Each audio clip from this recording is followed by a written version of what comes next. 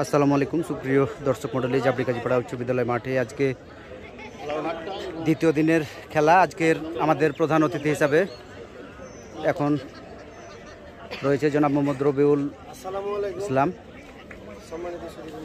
Malaysia প্রবাসী। তিনি কথা বলছেন। সাথে খেলাধুলা মানে হচ্ছে আনন্দ, আর আনন্দ মানে হচ্ছে খেলাধুলা। আপনারা দুই পক্ষ আশা করি সবাই মিলে মিলে এই খেলা উদযাপন করবে এবং যে কোনো এক দলই উইন হয়, দুই দল তো হয় না, তাই না? আমরা আশা করি আমাদের ভবিষ্যৎ আগামীর আরও ভালো হবে, সুন্দর হবে।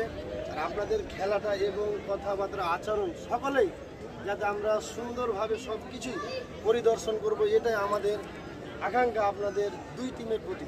যেমন এটা হচ্ছে ধাইনগর 5 নম্বর ওয়ার্ড, ঠিক আছে, এটা 3 নম্বর ওয়ার্ড। প্রত্যেকটা এলাকার একটা সুনাম আছে।